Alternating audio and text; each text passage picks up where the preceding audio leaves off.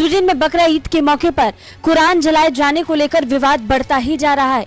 Sweden के इस कदम पर एक तरफ जहां 10 से ज्यादा मुस्लिम बहुल देशों ने कड़ी प्रतिक्रिया दी, वहीं इस्लामिक देशों के संगठन OIC यानी ऑर्गेनाइजेशन ऑफ इस्लामिक कोऑपरेशन ने भी इसकी कड़ी निंदा की है।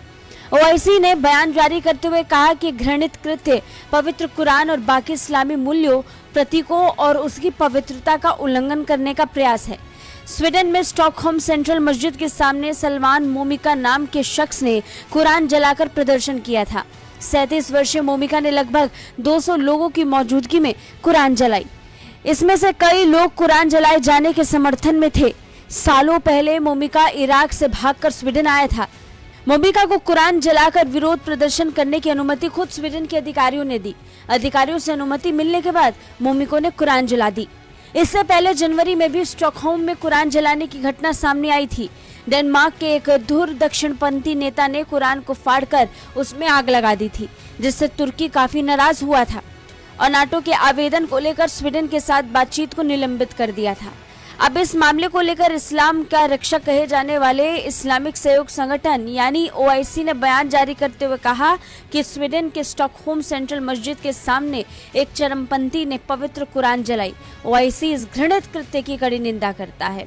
महासचिव हिसैन ब्राह्मी ताहा के हवाले से OIC ने कहा, ये घृणित कृत्य पवित्र कुरान और बाकी इस्लामी मूल्यों, प्रतीकों और पवित्रता का उल्लंघन करने का प्रयास है।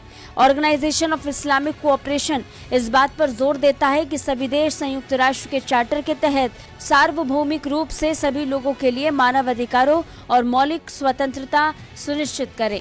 सभी देश रंग, लिंग, भाषा, धर्म, नस्ल और राजनीतिक भेदभाव के बिना सभी को स्वतंत्र मानव अधिकार दें। वहीं इस्लामिक देश सऊदी अरब ने भी इस घटना पर कड़ी आपत्ति जताई। सऊदी अरब के विदेश मंत्रालय ने बयान जारी करते हुए कहा कि इस तरह के घृणित कृत्य को स्वीकार नहीं किया जा सकता है। सऊदी अरब ने कहा, ऐसे कृत्य स्पष्ट रूप से नफरत और नस्लवाद को उकसाते हैं। कुरान जलाए जाने की घटना के विरोध में मोरक्को ने स्वीडन से अपने राजदूत को ही अनिश्चित काल के लिए वापस बुला लिया। मोरक्को के विदेश मंत्रालय ने स्वीडन के राजनयिक को भी समन किया। मोरक्को ने राजनयिक से इस घटना को लेकर अपना असंतोष जाहिर किया और कहा कि इस तरह की घटनाओं को स्वीकार नहीं किया जा सकता।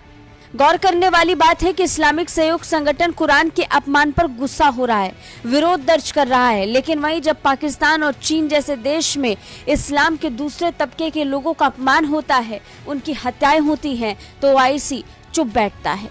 ब्यूरो रिपोर्ट, भारत तक।